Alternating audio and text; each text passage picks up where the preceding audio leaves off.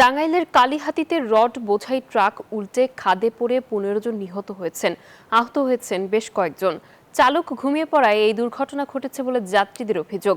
ভোর 4:30টার দিকে সরাতুইল এলাকায় রড বোঝাই ট্রাক উল্টে খাদে পড়ে এই হতাহতের ঘটনা ঘটে। এদিকে বগুড়ায় সড়ক দুর্ঘটনায় বাবা মেয়ে নিহত হয়েছেন। বিস্তারিত ডেস্ক রিপোর্টে।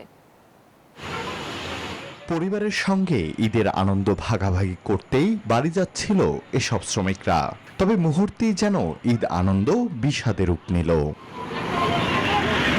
চট্টগ্রাম ও ফেনী থেকে নওগাঁর উদ্দেশ্যে রড বোঝাই ট্রাকে যাত্রা শুরু করে ২৫ থেকে ২৬ জন শ্রমিক। তবে ঢাকা টাঙ্গাইল যমুনা সেতু মহাসড়কের সরাতুইল এলাকায় পৌঁছালে রড বোঝাই ট্রাকটি উল্টে খাদে পড়ে যায়। এতে ঘটনাস্থলেই প্রাণ হারান ১৫ জন।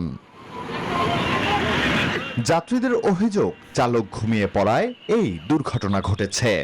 গাড়ি মনে করো উল্টি খাইছে, উল্টি খাওয়ার পরে মাটিতে এসে মাথা ঠেয়ে গেল। ব্যাপার কি, ২৫-২৬ জন যাত্রী ছিল। ট্রাকটা সরাতল নামক স্থানে উল্টে গেছে। উল্টে যাওয়ার সাথে সাথে তাৎক্ষণিক ঘটনাস্থলে ১৪-১৫ জন মানুষ মারা গেছে এবং কয়েকজন মানুষ উদ্ধার করে হাসপাতাল ভর্তি করা হয়েছে। মানুষজন রডের নিচে পড়ে রয়েছে, সাইডে ৪-৫ জন আছে। আমরা টানাটানি করছি, বাড়ির থেকে কোদাল নিয়ে আসছি, শাবল নিয়ে আসছি। ঘটনার পরই উদ্ধার তৎপরতা শুরু করে ফায়ার সার্ভিস। চালক ও হেলপার পলাতক রয়েছে, তবে মালবাহী ট্রাকে যাত্রী নেওয়া বন্ধে ব্যবস্থা নেয়ার কথা জানিয়েছে এই পুলিশ কর্মকর্তা। আমরা প্রাথমিক অবস্থায় ধারণা করছি যে নিয়ন্ত্রণ হারিয়ে ট্রাকটি পড়ে যায় এবং ঘটনাস্থলেই ১৫ জন মারা যান। ঈদ লাগছে মনে, খুশির জোয়ার সবখানে। আরে ঈদ লাগছে মনে, বিকাশ পেমেন্ট সবখানে।